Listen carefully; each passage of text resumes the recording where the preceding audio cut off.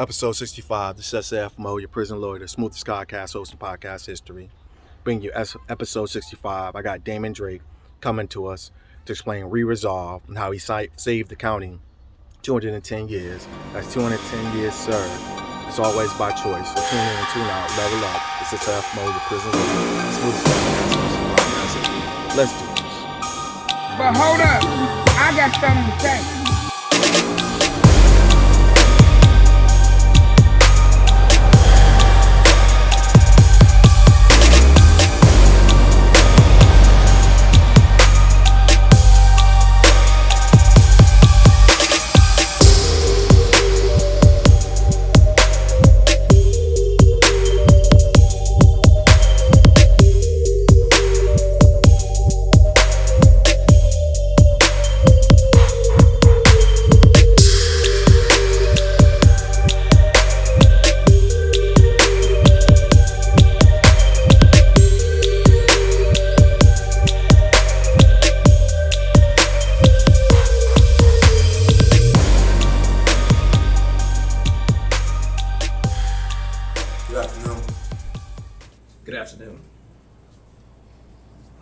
Nice warm day out there today. Beautiful day.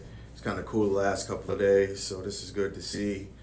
Would you please tell us your name? My name is Damon Drake. And what brought you here today? I have something to say. You're on the right platform, brother. You're representing the org, We Resolve. Yes, sir. And you came here to explain to us what that means to you, the community, and how you're an advocate for individuals incarcerated. I'm gonna give you the floor. Take your time. Well, I first want to say one of the reasons why we do what we do is we interviewed community members from the African American community, the Native community, and the Hmong community, and we asked them what were their experiences when they interacted with the criminal legal process. And there were three things that they said. One, they said, when we're guilty, the punishment is too severe. The second thing they said, when we're innocent, we can't defend ourselves. And the third thing is, crimes against us are never solved. So with that, I started trying to figure out what could we do to help at least one of those categories. So we started trying to find what were other people doing in the country that maybe could help our community deal with some of these issues. So we started looking, and we found an organization called Participatory Defense. And Participatory Defense has been around for about 15 years. It started on the West Coast, and now there are about 35 different chapters throughout the country. Most of them are on the East Coast or on the West or East Coast and in the South. We're the first one in the Midwest. The closest one to us is St. Louis, Missouri. So what Participatory Defense does is they work with community members and individuals as they go through this process. So starting right away from arrest all the way up to post-conviction. So in the arrest process, we have a thing called the first 24. So this form tells you everything you need to do in the first 24 hours of your loved one being arrested. So a lot of times folks have a hard time finding their loved one, finding out where they at, where they're being kept. If the person has medical needs or needs medication and stuff like that, they don't know where to take the medication, that kind of stuff. All of that is covered in that first 24. At least for Ramsey County, that's what we have right now. Then from there we work with folks on a weekly basis, meeting with them, talking about their case, where they're at in the process, what's gonna happen next, how we can assist them, how can we refer them to different organizations that they might need additional support.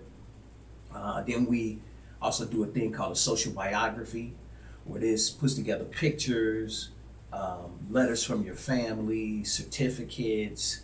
It even talks about some of the things that maybe you've had to overcome, and that's what brought you to the situation that you're in right now. And then we compile that, give that to your lawyer, and your lawyer presents that to the court. In addition to that, we show up to court with you. So we make sure that folks aren't going through this process by themselves. And many times, being in court, having your loved one in court is a very isolating feeling, and it's very confusing. So you watch a lot of TV shows on court and stuff like that, but you sitting there and you don't understand anything that's going on. You definitely don't know what's going to happen next, and you don't know how you're going to be able to support your loved one that's going through it. So we meet with those folks.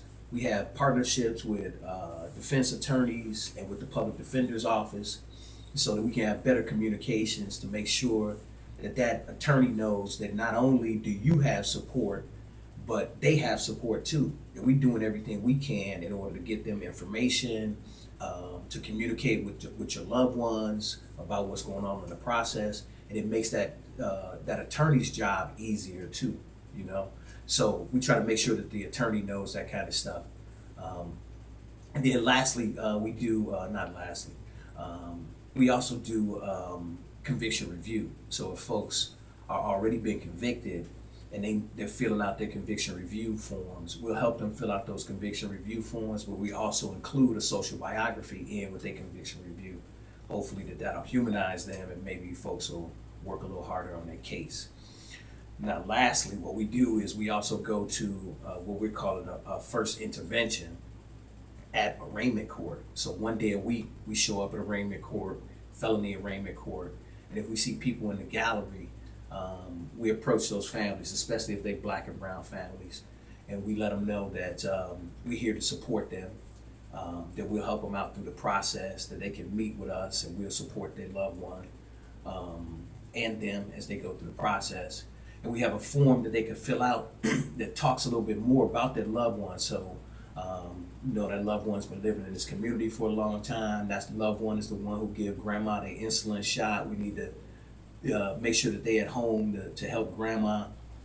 All that stuff they can fill out, and then we give it to the public defender's office, which, like I said, we got a partnership with. They'll take that form, and then that'll help you, help that public defender better defend you, hopefully to get you out of jail on your own recognizance, or at least to lower your bail. So those are the kind of things that we do in order to support our community. So a little history about the organization that started you. Do you know what incident brought them into existence?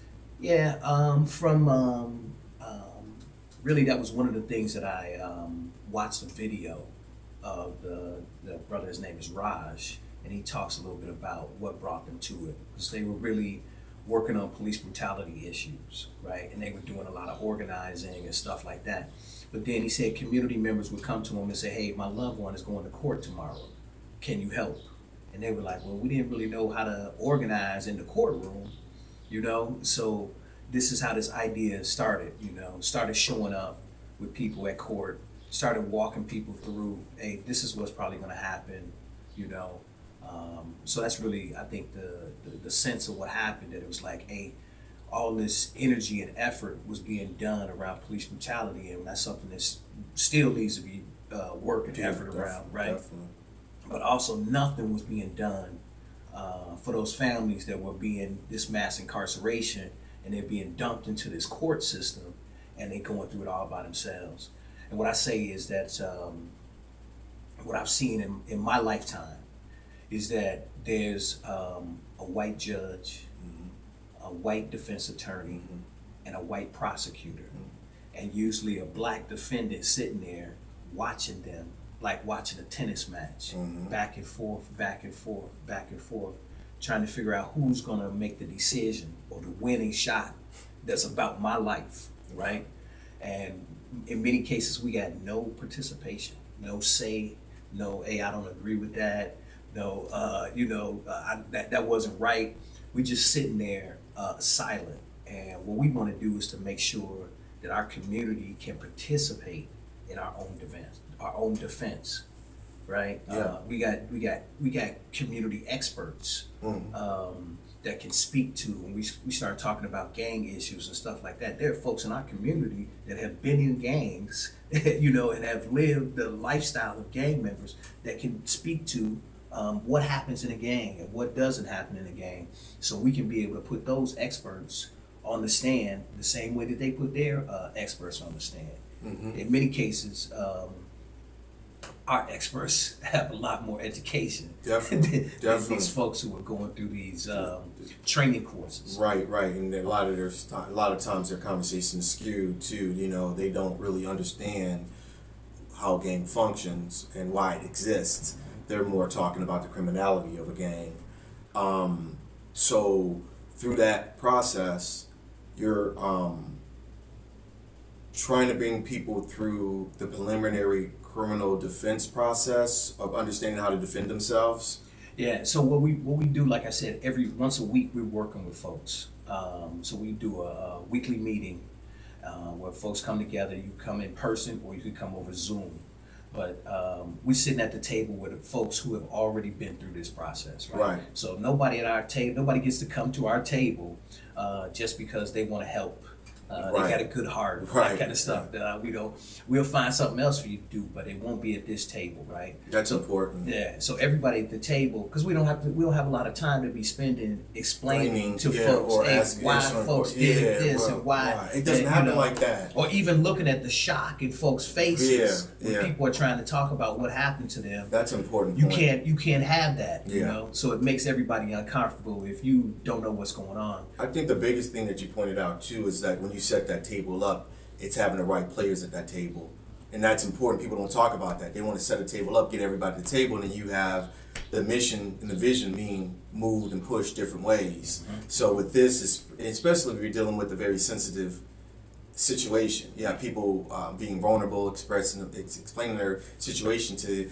I don't want to feel like someone's judging me or I feel like I'm weird by what I'm saying. I want people to understand this is how it gets down, and just like I know what happens. Yeah. So that's great. So you say once a week you have a meeting. So we're meeting with folks, like I say, that either they've been locked up themselves or folks in their families have been locked up and they've gone through this process before. So folks get to come in and talk about, hey, where am I at in this process? Did I just get arrested? Are they just have pre-sentencing stuff? Are they about to be sentenced? What's going on? Where you at in the process? So a lot of times folks don't even know where they at in the process. So we start talking about, we can look it up, over the computer and try to figure out where they at in the process. Now you're doing all this real time. Yeah. I'm sitting there, I'm on Zoom. Hey, I just got convicted of a DUI yesterday.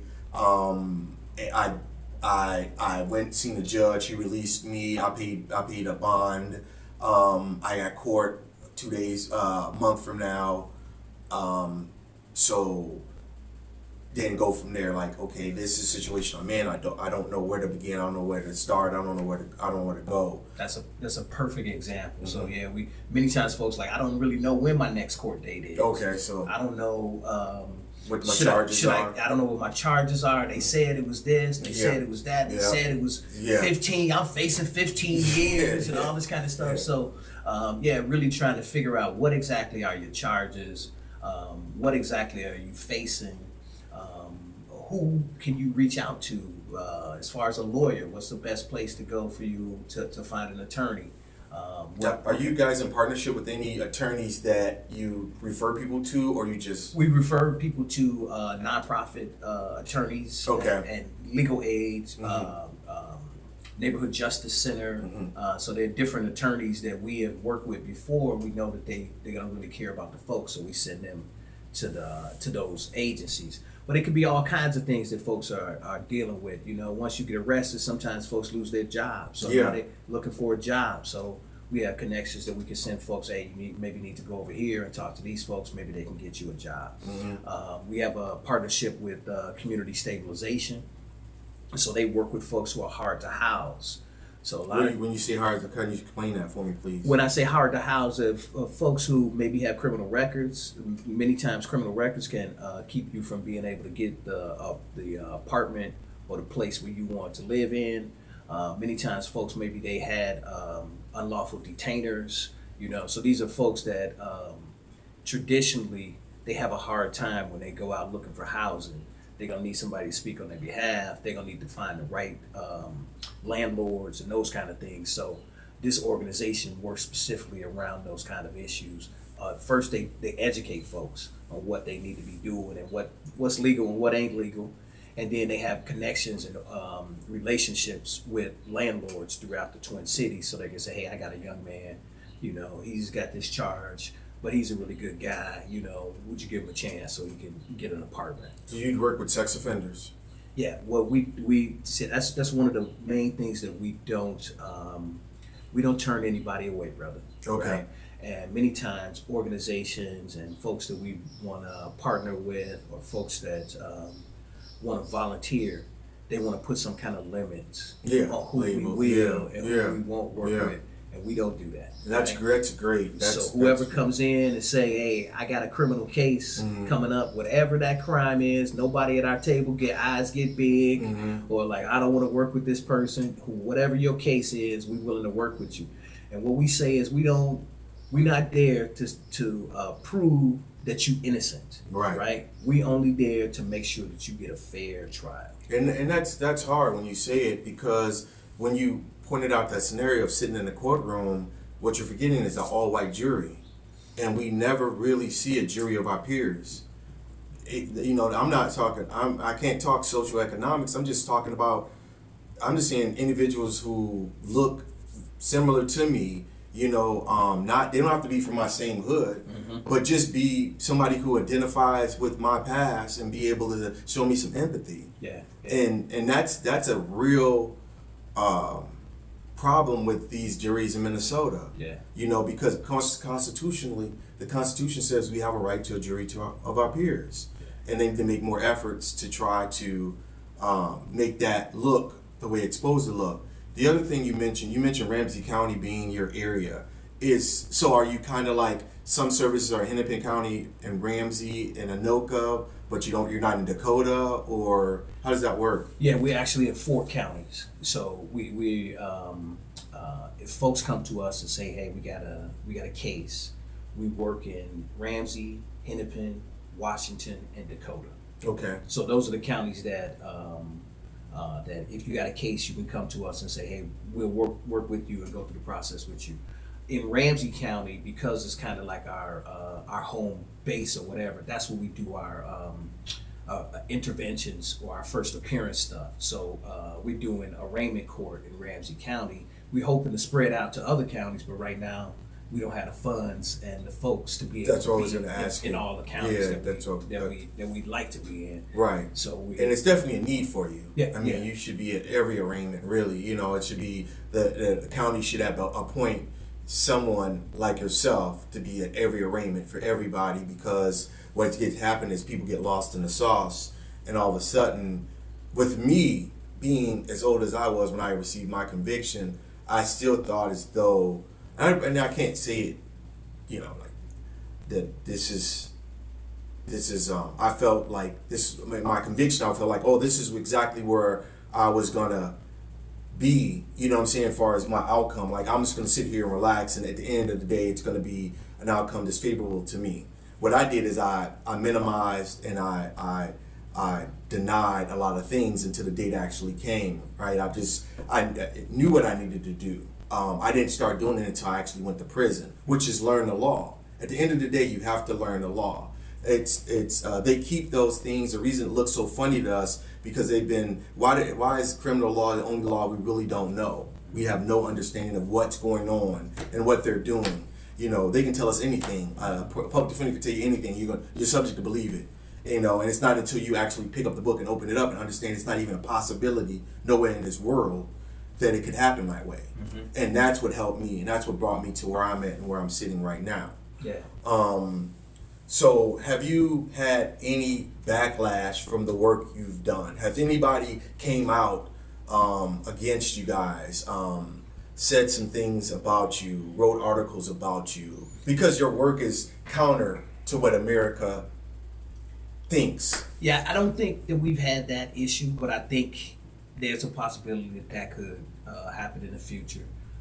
We do have some what they would say high profile cases, and I think the more that some folks in the system recognize what we're doing and what we're about, there might be some pushback.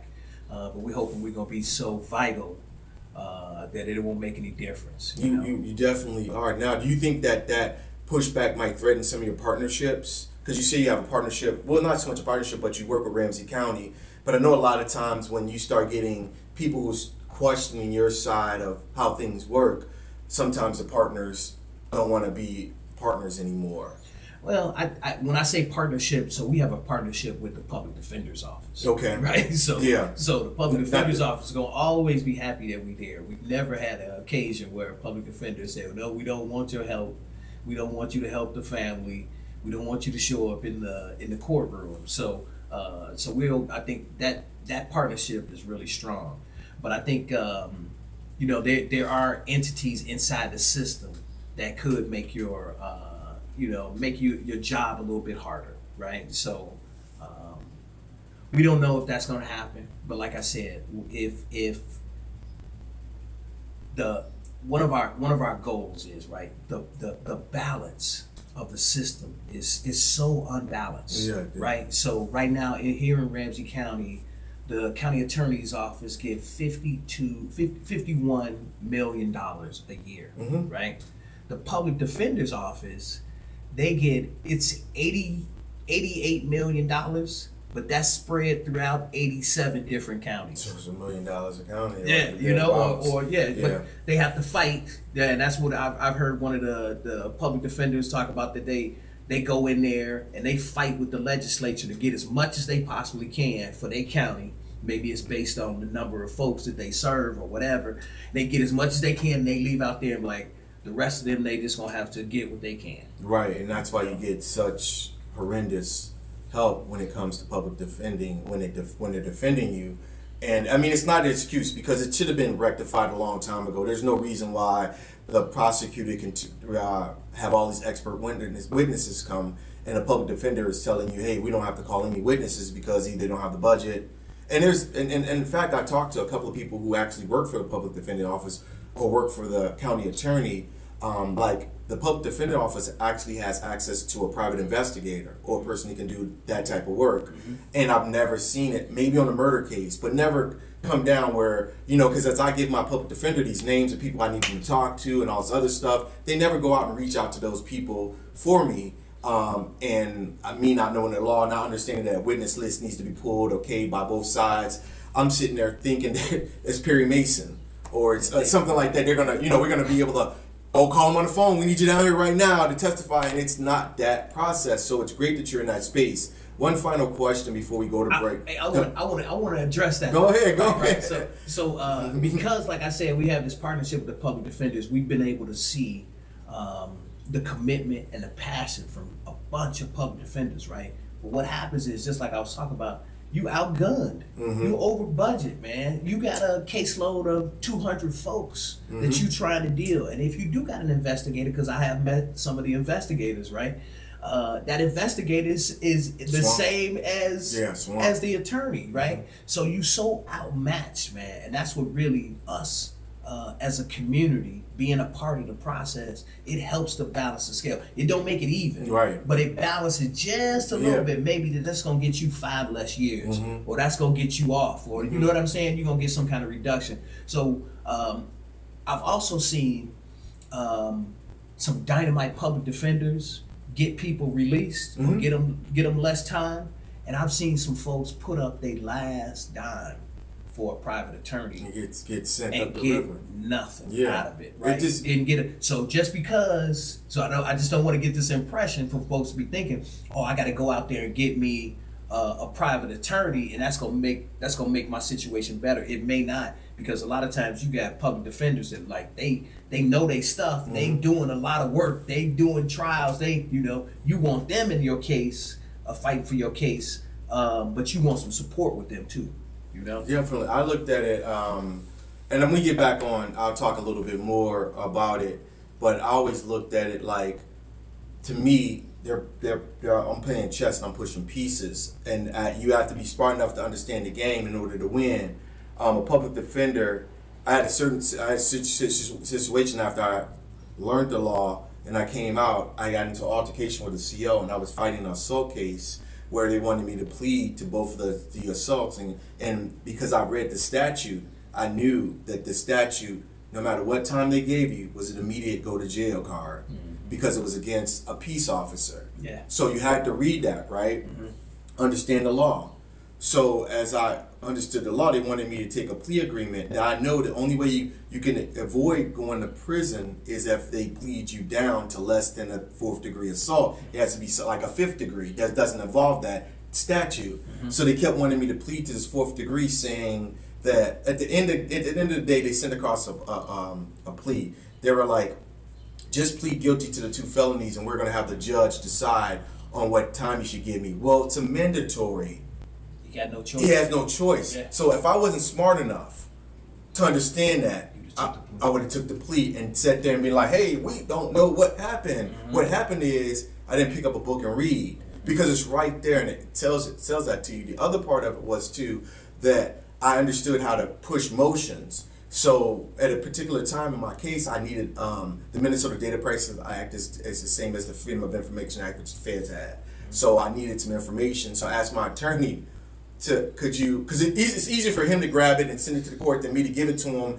So I was like, could you pull this Freedom of Information Act, Minnesota Data Privacy Act, and get this information I need about this CO? Because there's nothing showing up. Because they do a good job of cleaning themselves. No Facebook connections, nothing like that. They don't want you, Yeah, so they want to have me to have anything against them. So I wanted to pull this. So I waited, he didn't get it. I pulled them before, so I know they take a little bit of time, but they don't take a month, right? They might take 2 weeks at the longest. So I waited, and I said, hey, what's going on? He said, my paralegal hasn't done it yet. I'm going to get on it. 2 months go past. And I'm frustrated because he's not giving me the stuff that I need in order to present my case. So I went out, pulled it, got the information, called him up on the phone, asked him, did he get it? Oh, I still don't have it. I said, you know what? I got it right now for you. That's the situation that you sort of need to be in with these guys, because they might not be good. That's fine. But even the ones who are not good, we don't even know they're not good because we don't know it until we get convicted. You don't know what they're supposed to be doing. Exactly. Yeah, I'm saying it's like until it's too late. It's too late. Then you realize, you go back and it's like, I could have objected. I could have did this. I could have did that. And like they just sit there and you just sit there, and that's why I say it looks so confusing. People going back and forth deciding your life. What decision in your life that you weren't part of? Yeah. A huge decision. Yeah. Well, I got one question for you before we go on break. I interviewed John Choi, and I see Mary Moriarty sitting over there on the other side. And you do you see, or are you trying to push into the prosecution office, seeing that they're trying to progressively move toward rectifying the damage they've done? Have you opened up a bridge between them? Or are you still saying we're just going to work with the defense? Yeah, we have. I know John Choi.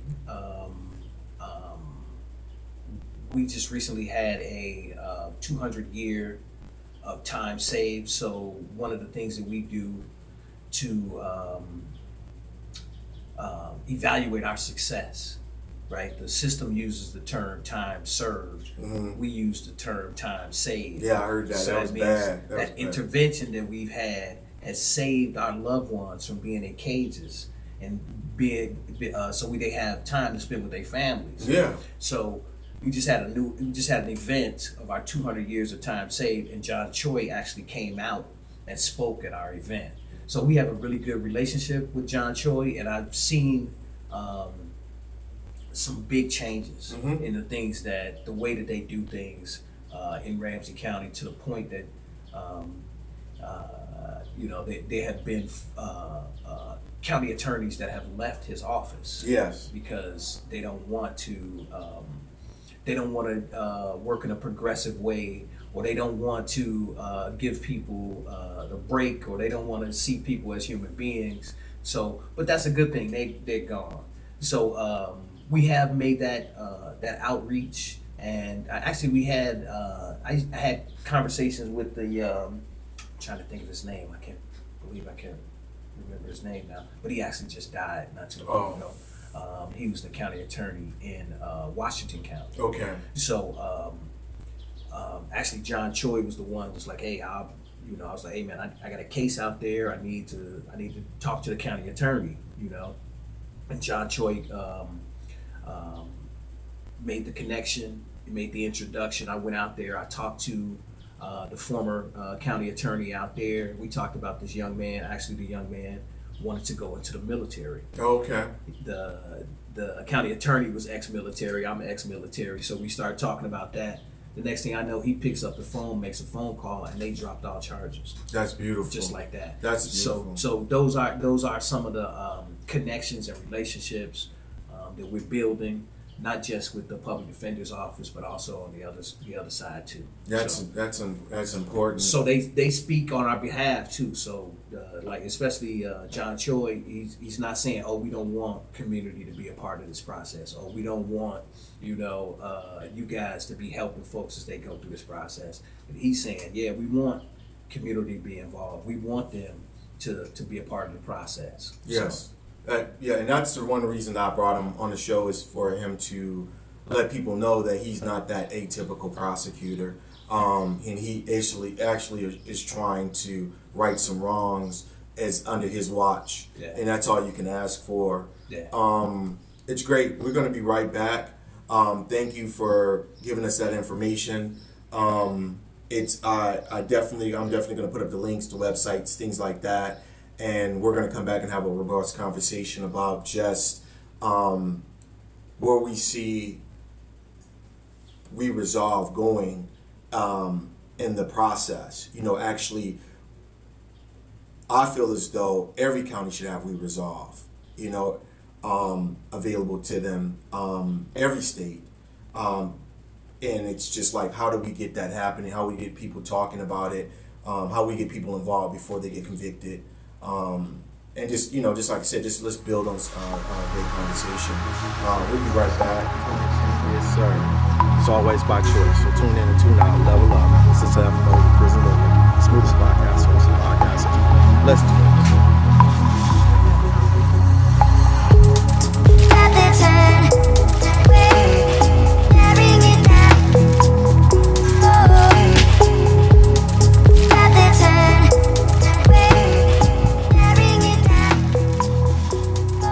Back to SIGSTS, it's SAFMO, the prison lawyer, the smoothest podcast, hosting podcast. Seriously, you don't believe me, get off the couch, go ask your girl, she'll tell you. SAFMO is the smoothest. I have a special guest today who's been hitting me with a lot of information, just understanding exactly that there is a organization out there that's willing to help you walk through the system, but it's not the help, but it's just the loved ones, the brotherhood, the community that he's espousing with this organization, and it's truly what's needed.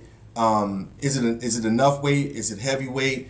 It doesn't matter. It exists, and it didn't exist in the space that it needed to exist in. So I think it's vital.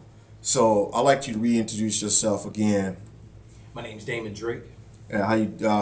Good afternoon again, and we're back. We're back after you gave us that beautiful narrative on the processes and the gaps and the reasons why your entity is necessary, and it's beyond necessary. It's like rain in a desert, and then when it comes to criminal justice, right, it's too little, So with that being said, we talked a lot about the changing topography of criminal justice. It's looking progressive, but I talked to Dr. Raj and I brought the progressiveness up to him, and to me it's just a meter trying to go back to center again. It's really not progressive the way we should see progressive. We should see more, whether it's preliminary or reentry or just incarceration in general, treating individuals like community members. And I like for you, we talked on the phone a little bit, I asked you, were you incarcerated? You said you never incarcerated, but you have had individuals who were incarcerated. Could you explain to us what gave you the drive to set up We Resolve? Yeah, I think I talked a little bit about that interview process that we did with folks and what they were saying about their experiences with the criminal legal process, and that was one of the main focuses or one of the main drives. But also, I got a family connection. Maybe I'll start from backwards to forward. I got a nephew who was locked up in Illinois, and he did 18 years in Illinois. He went into jail when he was 17 or 18, and he did 18 years. So he would write me letters, and I'm a Muslim. So he would write me letters, and then he would have other folks from the jails in Illinois, they started writing me letters. And I started writing them back letters. And I started thinking, man, I'm doing all this stuff with folks in Illinois. It's got to be some prisons around here in Minnesota, So eventually I started going out to teach Islamic studies in the prisons. Okay. So were you a facilitator? Yeah, I started in Red Wing. I started in Red Wing, Rush City, Stillwater, Oak Park. What year did you go to Stillwater as a facilitator? Oh man, I'd have to look. I have to look, but I've done 15 years in the prison system. Gave them 15 years. Volunteered. Yeah, I did. And, sometimes I meet folks on the street, and they're like, "Oh yeah, I know this brother from behind the walls." And I'm like, man, I ain't never done no time, but I've definitely been behind the walls. I'm a Muslim also. Alhamdulillah. Alhamdulillah. Yeah. So it's that really started my journey of working with folks here in in the state of Minnesota, and getting to know people on a personal level. So when I go into the prisons and teaching Islamic studies, I never once asked somebody, "What's your charge?" Right. Why you here? Right. You know what I'm saying? If they want to tell me, that's fine. Right. But I never went, even after that, I didn't go look up their case, I just wanted to know them for who they are. And what they present to me is like, hey man, you was a good brother to me as far as I know, my interactions with you and that kind of stuff. So that humanizing was really a part of what I wanted to make sure that I felt like more people didn't know the humanity of these folks, the intellect of these folks, the creativity of these folks, and I wanted to try to share that as much as I possibly can. On top of that, my brother was locked up also in prison. Where was he in prison? In Illinois also? He was locked up in Illinois, and he had a stroke in prison, and he came out, and he's never really been the same since. Was it the care? Was it the care that he provided in there, or was it just stroke in general? I don't know. I think it was the stroke in general, but not getting the proper rehabilitation and stuff like that makes it just as bad. Yeah. And that's the same kind of stuff that's going on right now in the prison systems here, from the jails to the prisons. Then on top of that, after my brother had a stroke in prison, my father was in prison. He volunteered in the Korean War. He wound up leaving out of the Korean War with a dishonorable discharge and going to Leavenworth to do time. Because of the racism, or what was the deal with that? Yeah, my father was, from what he said, they were pushing people up a hill that everybody was getting killed on, and he said, "I'm not going up that hill." They told him, "You're going anyway," and he wound up shooting MP and an officer. So because of that, I'm glad he did. Yeah. Because if he didn't, yeah. I probably would be here. Yeah. It was that, but that is that DNA that made you. You know what I'm saying? Yeah. And that was great. Yeah. I'm not doing it. Yeah, I'm not going I can't do that. So yeah, that's I'm like, I'm glad he did. I'm glad he did. And then on top of that, my father's father, died in prison. Right? And where was that in Illinois also? No, that was in Tennessee. In Tennessee. And Yeah. do you know his charges? Well, I don't know what his charges were, but I know that they said that he was not compliant. I'll put it like that. But didn't want to go up that hill. They was killing everybody on. He was an uppity Negro. Right? Well, the reason I ask it because during that time, because we seem to be around the same age. You start getting to that time where they were doing a lot of things with just incarcerating us, prison labor, incarcerate us just because they feel like we needed a job. I don't, like I said, I want to research, but I don't know what the charge was. But they said that they took him and left him outside, and he died of exposure. He did. So that's that's the history. In my family, dealing with incarceration, dealing with the scars of incarceration, dealing with the labels and the collateral consequences is something that my family has had to deal with long before I was even born. Right. So I automatically have this this empathy for folks, this understanding what folks are going through, and I definitely don't want to put no undue labels on folks. So it makes it easy. So like I say, that the people at our table, you don't have to sit and explain to them, what's going on, or how hard it is, or how isolating, or how confusing. We know it because we all been through it too. Yep. So and it makes it easier for people to be able to talk to you because you know. Yeah, well, it makes, like with me, it just, if I sat at the table and they were talking to me, and I wanted to bring up a case, no names or anything like that. So I was dealing with a lady, older lady, when we first started the podcast, ran into her. She had situations that she was going through, and I was empathetic toward her because she was like my great grandma, my grandma. You know what I'm saying? So when she explained it to me, I kept looking at her and saying, how could someone be accused of this particular crime? And even if that was even a possibility, it had to be some mitigating circumstances for this situation. You would never lock your grandma up, great grandma, never. You would always have some diversion program or something, even anger management, whatever it might be, speaking engagements, because she's a pillar in our community. No matter how, she's a pillar in our community. She's been there for 80 some years. So, to remove her is to remove one of our building blocks. So, this conversation made me think of you as I went through it with her, because as she explained the conversation that had happened and she explained the situation that occurred, I wanted to tell her, you're in Anoka County. I went through Anoka County. I understand that you're playing with 3 friends and a stranger. I don't care who you bring up in there to that, unless they're outsider, meaning they're coming from another state. They're going to play ball with these guys for whatever reason. And it usually is how they want it to go. And especially when it's people of color. They have that. That's where I sat, and they just railroaded me and sent me up the river. So I wanted to tell her that and talk to her and break down, because she's my elder, and explain to her, because she was seeking me for guidance because my journey. So when we talked for maybe a month, and as she got closer and closer to securing a lawyer, or her case or information, her husband and her lawyer told her to stop talking to me.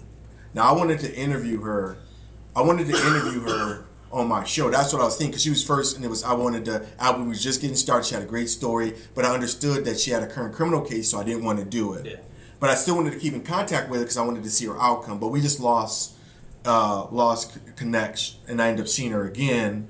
And recently, she told me she was convicted of the crime, and I felt a certain type of way about it, because in my mind they convicted her of 2 charges opposed to just the one, and both charges are presumably prison time for a person who's 80 some years old, and the case I have at the same time that we're talking, I was going through my own assault case, and I either had one or whatever. I didn't know I can't remember. I think I was toward the end of it, and I had won it. So I wanted to explain to her what they attempted to do to me, because what every assault case is attached to it is where you can collect money off the person. It's like a damage. So people really push assault cases, especially COs and police officers, and so eventually they can either sue or they can just attach their hospital bills along with the case, so you have the restitution you have to pay. So in the back of my mind, when she was explaining to me how a lady overreacted, I just like, in my mind, I kept saying, this lady, all she wants to do is get these charges pinned against you so she can sue you for some monetary. And what did the lady do? As soon as she got the conviction, she filed charges, or a civil suit against her for money. And when that didn't work, she's going back to the prosecution office to have them, because he got the conviction, trying to add restitution charges to the case. So with that being said, long story, my whole deal is like, how, like in that situation, if you had someone come to you, you know how this story ends. Where do you interject yourself, or how do you feel comfortable talking to your community members about their charges? Are you like, hey, you know what, we need to really tool you up because this is going to be a harder journey than you think it's going to be? Yeah, well, I think that's one of the things that we try to let folks know, the length of stuff and how long it takes, because a lot of times folks come in and they're like, I want to get this over as quickly as possible. Yeah. I'm like, no, you don't. You want to drag it out sometimes, because sometimes the longer you last, the more the state starts to lose interest in you. Yeah. Right. Yeah. Want to take you off the docket. Yeah. And it's starting to cost the state too much money. Right. You know, one more hearing. So then they want to try to reduce or come up with some kind of reduction, some kind of plea for you to take. So we like to be honest with folks about the possibility that this could go wrong, right? And that unfortunately we as black folks and as an organization, we do a lot of losing. Right? We do a lot of losing. Why is that? It's because the scales are so discriminatory and so imbalanced. In this state, we are 5% of the state population, but we're about 35% of the prison population. How is that even possible? That's improbability for yet to happen. It's improbable. It's very clear targeting of individuals and their communities. Yes, it is. Right. So we do a lot of losing. Right. So we prepare our community that, hey, this might go wrong. Right. But we also, with the support of community members, everybody acts a little bit differently. Yeah. Right. So when we show up to court with our loved ones, and we show up with black, brown, white, folks with money, folks with no money, you know, folks from the church, folks from the street, back to courtroom, everybody there, you know, everybody acts differently, right? The judge acts differently. We've been in the courtroom with the judge is like, hey, I want to address, you know what I'm saying? Because it looks bad, what we doing. Right, we want to address the community. They never done that. The lawyers come and say, "No, they never do that." You know, but because of who's in the courtroom, the prosecutor acts differently. Even your own defense attorney acts differently. Right. So it's kind of tipping the scales, and like I said, just maybe just a little bit, and that little bit might be what gets you to go home. It might get you 5 years less. Might get you 10 years less. So that's really what we try to do, but preparing folks on the probabilities of what may or may not happen is a part of what we do. And we can't sugarcoat it, because we don't want to lose our legitimacy with our community. So if we lying to folks and we tell them, oh, don't worry, you know, we gonna show up and everything gonna be fine, and then they wind up leaving in cuffs. Right. Our reputation is blown, right? So we know, unfortunately, how bad this could be, and how wrong this can go. So we are sharing that a lot, and I got some young people working with me too, and it's a hard blow, you know. It's hard to swallow. It's like, man, we lost again. Man, we lost again. Man, we lost again. And I had a young guy, and we standing out in front of the city hall, you know, in the court building. I told him to look up, you know, it's like 10, 20 flights, you know. I said, that's what me and you fighting against. All this organization, all these workers in there, all this stuff that's going on. That's a system that we having to try to do whatever we can in order to help our folks with. You know. So, but it's unbalanced, brother. So Definitely. we have to prepare our folks. Even that building, you know, when you look at it, we used to call it Castle Grayskull because it has that intimidation, bricks, you know, built like a castle, fortified, a fort. Yeah. You know, it's not going in nowhere no time soon. And it hasn't. Yeah, and that's exactly what they wanted. That's an intimidation. Now, just to back up a little bit, you mentioned about your military experience. How was that for you? And when you said you spent about 4 years in the military. What made you go into the military? What made me go into the military is because I didn't think that I would do well in college. Okay. Right? And I was finishing high school, and you know, folks were trying to make a decision, what you're gonna do, what you're not gonna do. And for me, I had a passion for working out.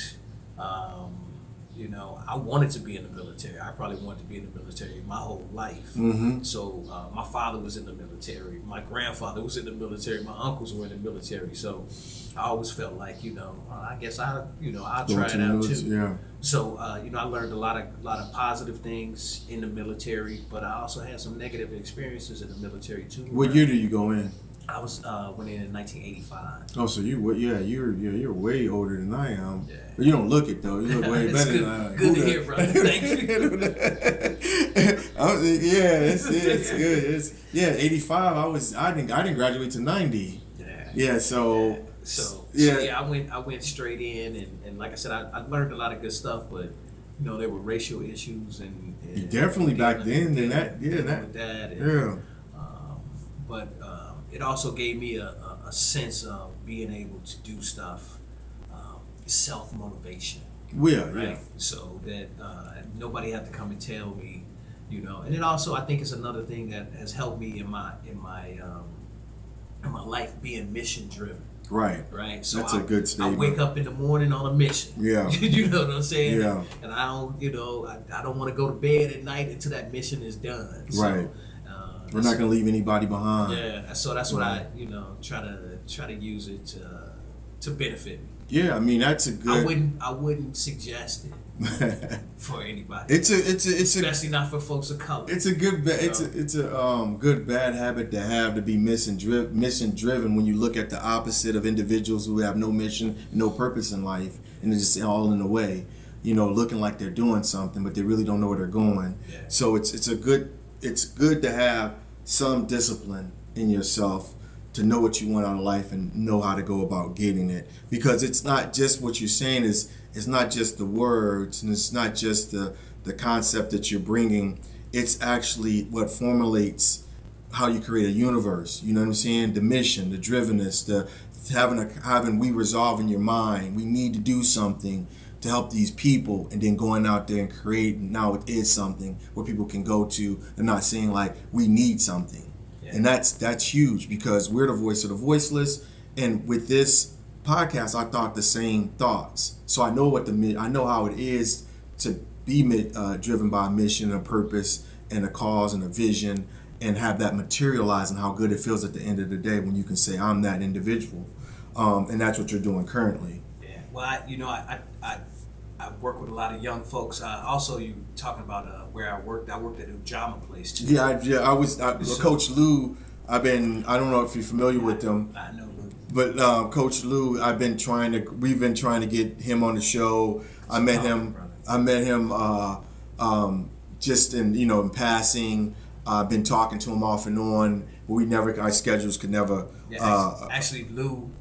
When I left Ujama Place, Lou took over my position. Oh, did he? I recommended him. Oh, okay. For the position that I left from. Lou, come get on the show, man. Yeah. We got a spot for you. We got the show. He brought my man, Damon, warming up the chair for you. Get him on but one of the things I used to tell the young brothers at Ujama Place that if you're not on a mission, if you're not on your mission, yeah, you're gonna be on. You're on somebody else's mission. Yeah, I told my son the same thing. You leave out of the house, you ain't on your own mission. Yeah. Somebody else can be like, hey man, what you want to do? Yep. Then now you know. That's the worst you mission. on his mission. That's the worst mission. You know? Yeah, because you looking at you. Yeah, I used to tell my son all I say, I feel like you know, figure out where you going. And they gonna, you know, I always try to tell them like, man, you got to have a purpose. You got to know what you're doing.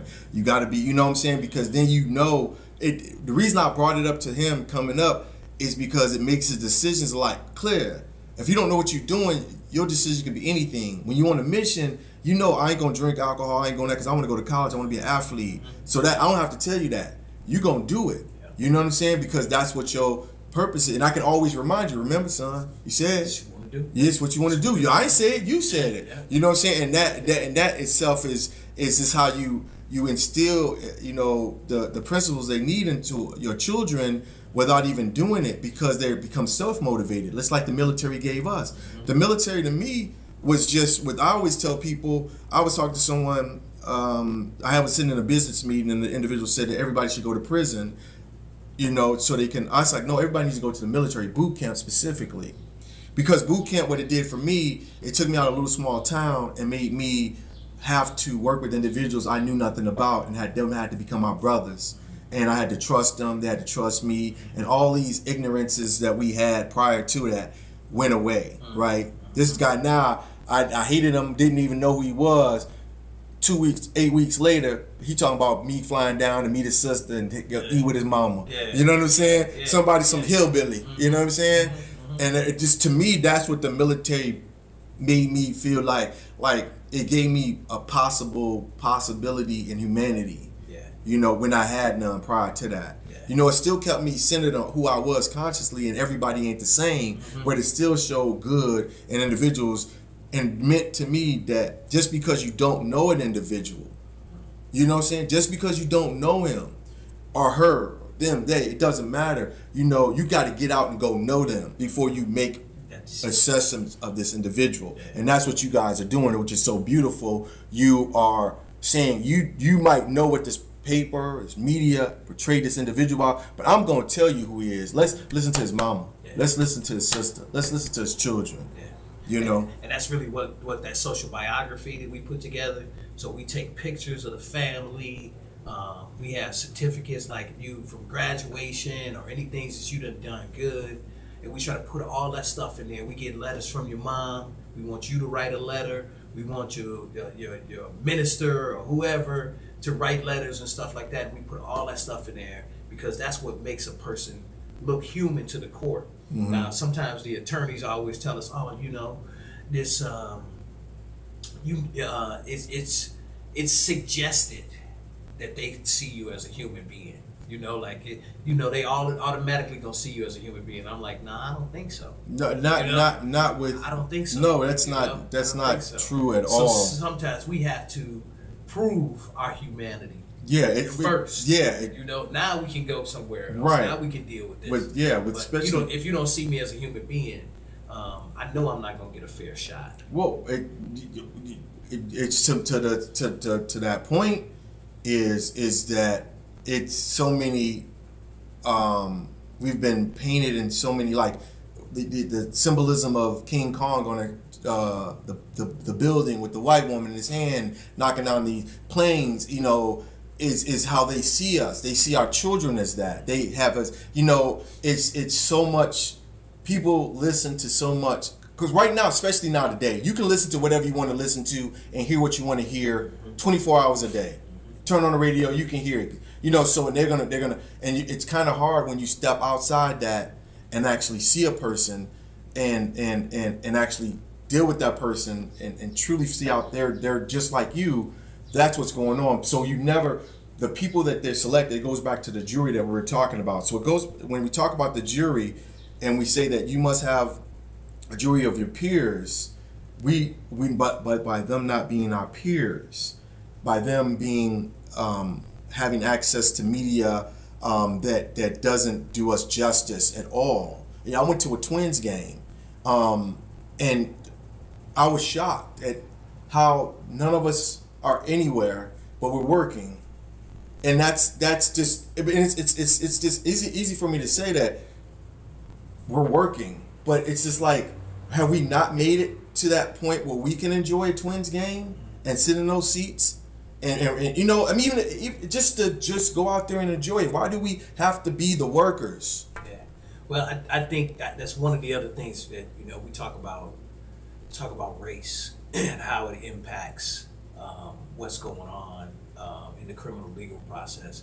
But if we don't talk about poverty, you know, we really ain't scratched the surface. Social right? economic situations Yeah, that sort of like your situation, grandfather, father, you know, and then you had that situation where even that DNA that's running within you, that I'm not going to go up that hill. Yeah. You know, but you also have that, if you can say that, but you can also say that those economic situations, you know, them having criminal backgrounds, how did that affect my life? Yeah. You know? Yeah. So that's really something that we need to start digging into and thinking about. How did this person get here? You know, like I said, even in the social biography, we talk about those kind of things. You know, was it some historical stuff going on? Was it some chemical stuff? Was it some mental health stuff? Was it some poverty stuff that bring people to these kind of situations? And so often, poverty is one of the key factors to what bring people into conflict with each other. What make folks go and take stuff from other folks. Of course, you know, it's about poverty, and I think that's one of the things that they rarely want to speak to. They rarely want to address. And I want to say this quick thing that infuriates me every time that I go to court. Right. So we go to arraignment court. When you first get to arraignment court, folks the judge will ask you, can you afford an attorney, and ask you, you know, how much money you making and that kind of stuff. If you say that you don't have no money, right, and you can't afford an attorney, that means you indigent. In order to be able to qualify for a public defender, means you basically are dirt poor, right? Yeah. Then they'll say, okay, we're gonna assign a public defender for you. Then you come back out again, and now they're gonna set bail for you, right? So they're gonna set bail for you no matter what the bail is. We've already established that you indigent. That means you don't have no money. So whatever bail they set for you is gonna be too high. Right. You know? So it's this I never thought about that. It's this legal theater, right? It's like we playing a game. You know, there's some kind of joke, right? There's some kind of play or dance or something we going through, because that makes absolutely no sense. You just asked the man or woman, do they have any money? And they said, I don't have any money. And you said, okay, then since you don't have any money, we're going to give you an attorney. And now we're going to say, if you want to get out of jail, you're going to have to pay. Yeah, where? From who? And what sense does that make? It just, you know? But the thing about it, at the end of the day, it's all, you know, like this whole thing with them utilizing, you know, they've been bail reform and all this other stuff that's been going on, but we understand, we know that it benefits the county to keep you in the county and keep you in county jail. That's the only reason you're there. It's not for any other reason or any other purpose, because bail in itself is hypocrisy. You know what I'm saying? If I can make bail, I can get out. So if I can make bail and get out, is the crime serious or not? I mean, to me, it should be just yes or no. Either you can go home or you can't. Yeah. Opposed to being this bail where it becomes this arbitrary situation based on economics. If you got money, well, it's how the Constitution was written, right? If you're a white man with land, meaning you got money, then you a citizen, right? And it's the same thing. We start talking about our criminal legal process. If you a man or woman with money, right, then you get to go home, because you can pay for it, right? So that means whatever crime you commit, whatever you do, as long as you got enough money to cover it, you can go home. You can go home, and that itself makes a huge difference when it comes to whether or not you take a plea, you go home for free, or you end up doing prison time. You know, the fact of the matter, a lot of people get so frustrated in those county jails that they end up just taking a plea. Yeah. Well, I know folks that they have been anxious to get to prison, right? They're like, I can't wait to get to prison to get out of the county jail. Right. Because the conditions are so bad in the county jail. We had a young man that we had to get the attorneys. They didn't give him proper legal advice, right? They didn't defend him right. So we pushed them to bring that young man back and give him the proper legal support that he needed, right? When the young man went to, I believe, Rush City, he came back from Rush City, so he's waiting in Rush City. He came back from Rush City. Man, he looked fresh and bright. His hair was done. He was, he looked neat and all this kind of stuff. So they said, okay, we gonna wait 3 weeks, then we gonna come back to trial. But for those 3 weeks, sit in the county. You gonna sit in the county. When he came back out after 3 weeks, man, the young man looked like he had aged like 5 years. He was slumped over. He was sad looking. He looked disheveled, just from 3 weeks in the county compared to the couple of months that he did locked up in prison. Right, and that's huge.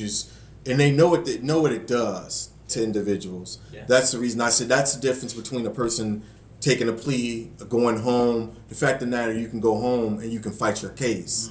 Makes it a lot easier. And you can actually garner community support at home, right? You can do a lot of stuff. Yeah. In jail, you're getting subject to, you could barely have a pencil without them trying to do something to you. The cost of phone calls, even to try to get connections, to get information, to try to get things done from inside the county jail is horrific. Well, even access to the phone. When I went back on my violation in Hennepin County, you got people trying to call home, talk to their girlfriends, you talk to their guys. If you're trying to do some actual legal work, because you get locked down in the county jail so much that during the times that you need to contact the people you need to contact, you're sitting in the cell. So everything to me is purposeful, and you need a legal advocate along that route too, sort of helping you get access to telephone calls, to family members. Like you said, how do I garner support for myself when I don't have anything? I'm sitting in county jail wondering if I'm starving. I haven't had a square meal in the last 3 weeks. I'm starving. So it's just like this. It's if you want to compare it to torture, prisoner of war, torture, the enemy combat. So now we go back into that courtroom again and look into that courtroom, and we see what's going on. People arguing for your life, doing everything like that. But at the end of the day, you're being treated. I say, this is another thing I say. You are a United States citizen. You went to war. You went off the battle. You fought for these rights that people proclaim. But yet still, I haven't been convicted of a crime. Why am I being treated? Yeah. You already guilty. Yeah. There's not one person that goes into lockup that is not being treated like they guilty. Right. Right. So you in cuffs. You wearing somebody else's clothes. Right. You know what I'm saying? Right. You can't eat what you want to. No. There's no treatment. They're not going to treat you any differently than the person who came in with blood all over them or whatever, and they just got through harming somebody. You and that person going to be treated the exact same, whether you innocent or not. And you treated like you're not innocent. Right. And they don't go in the like, oh, we're gonna treat everybody like that they are innocent. No, they treat everybody like they guilty. Well, it goes back to you in the whole community aspect of the conversation. It's like, this is a community member. This is an individual just 2 weeks ago that was sitting, cutting his yard, doing everything you were doing. Now you're treating him like an animal, or her like an animal. Yeah. I don't even know how that's even possible. But it's just what this criminal justice system does. It strips you. Yeah, it strips you of your humanity, and then you have to fight to be involved to get your humanity back. If you ever never receive it, believe me, I'm gonna tell you that. And there's no part when after this conviction do I feel like I'm on equal standing grounds with anyone, because I have the problem of when I submit anything, worrying about them not accepting me. I went to an Airbnb, put all my information in, they kicked it back because I had a felony. So it's just like let's keep it going. You know, let's keep playing the game. Everything you've been, and then you know, and the thing for us, one of the other things is like if we can get somebody off, getting that labels. So we talk a lot about time saved.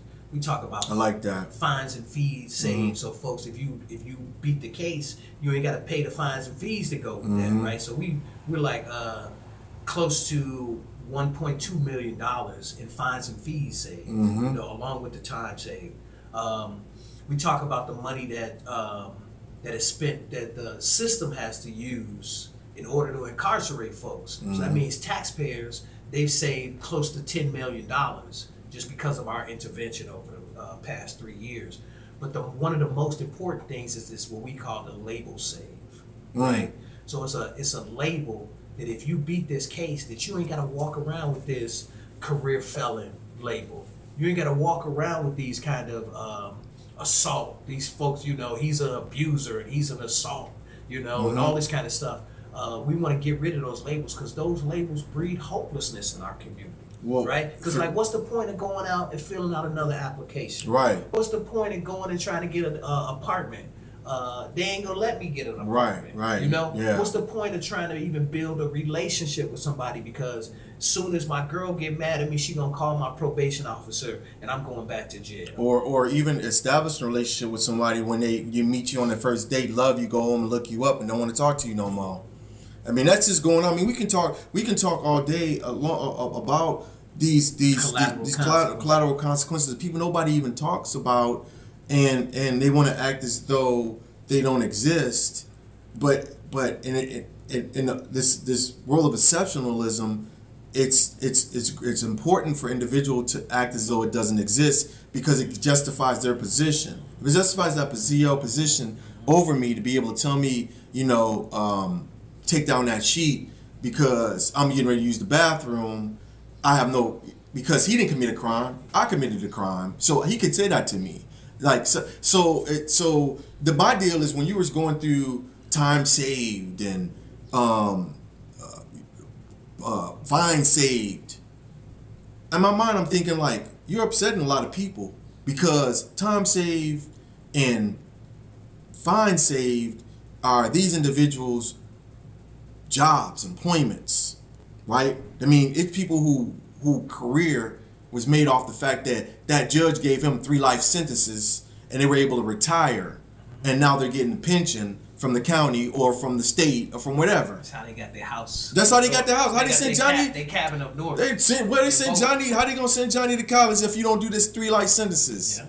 Yeah. You know what I'm saying? They banking on it because they banking on all those career moves thereof as they move up. You know. Yeah, but unfortunately, brother, we too small at this point to really impact because that number ain't nothing to them.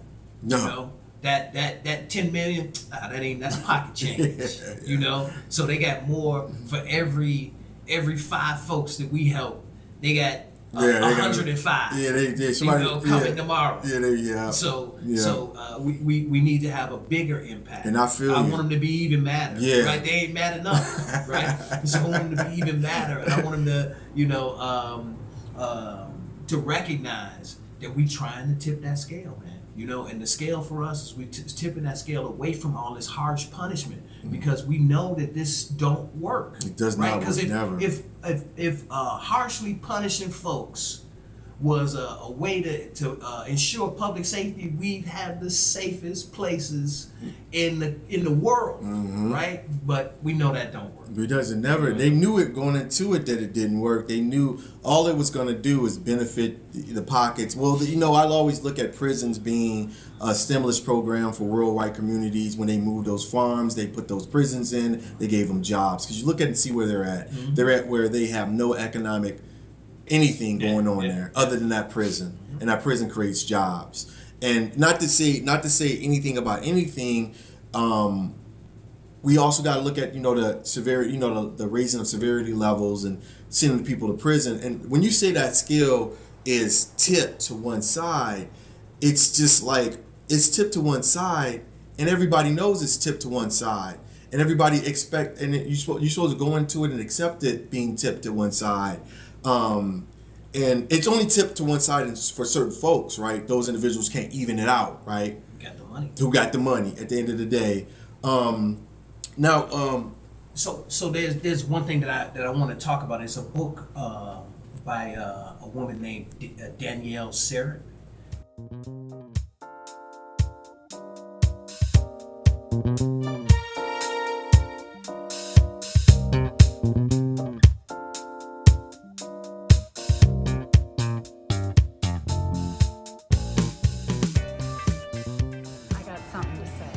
Becomes problematic when we look at it from the standpoint they're probably one of the biggest employers in the state of Minnesota, if not the biggest. You know, from medical devices to home health care to hospitals to just anything. You know, they do a lot. Minnesota's known for its medical.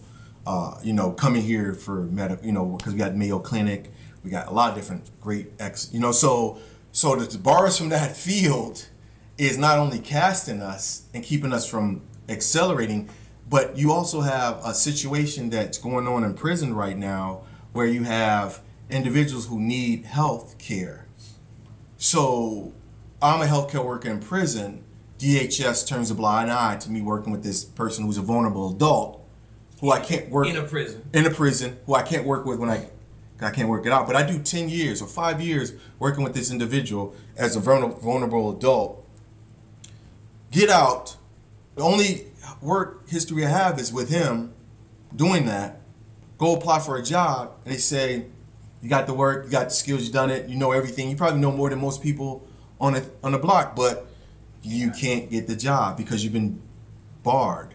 And I have a problem with that because I'm putting a person right in the situation where he or she, they are actually working with the individual. It's a situation where you cannot even be on the premise with those individuals. And this is crazy that someone would allow this to occur and happen. And like you say, get on the news and say, well, we need jobs. Mm-hmm. We need people to work. We don't have enough. We need to bring people from other countries to come work here because the individuals here are either lazy, they don't want to work. Yeah. We don't understand why. You know, we have all these jobs paying excellent salaries. Nobody comes and applies. Nobody wants to be working there. And when I got out, the first thing I thought about, I was like, I'd love to help my mother and father as a PCA to pick up some extra money because I'll be able to be in the house with them. I'll be able to, make a little bit of extra money, help them out. But I couldn't even do that job, and I'm there. And you living in the house? I wasn't living in the house, but I would have been able to be in the house. And who's the better person to do that job? Yeah. And the PCA company that they had could not find a PCA to do the job. There would be months that I would come over to the house and help them, and they'll be like, we haven't had a PCA in 5 months. Find anybody. Could you go to the store for me? Yeah. Or we just came from the store because you helped put the groceries up. Yeah. And it's sickening. Yeah, the list of disqualifying charges. I've seen the list. Is about 2 pages long. I seen the list. Right? And like any kind of minor anything disqualifies you. So you don't have to do something serious. Right. A lot of times people think, it must be crime against persons that they did that. That's the reason why they can't work in these institutions. But no, it could be petty theft. It could be a petty theft could be a reason why you will never be able to work in a facility again. And then the other thing is that because I used to be an employment counselor, working with a lot of folks with coming in and going out. What organization is this? I work with multiple employment counselors. Okay. So I work with Hired, I work with Community Action, I work with Workforce Solutions. Okay. But at the same time, all the statistics were saying that the fastest growing industry is the medical institution or industry. Is the same as at the same time they limiting the amount of folks who can actually work in that position. So it really puts a whole group of folks out of prospering. So if this is the fastest growing industry, you want to get it. You want to get on the ground level. You want to be able to grow in it. You want to be able to make money out of it. But guess what? You are not welcome at this, at this facility or in this industry at all. Episode 65, the SFMO, your prison lawyer, the smoothest podcast host of podcast history. Bring you episode 65. I got Damon Drake.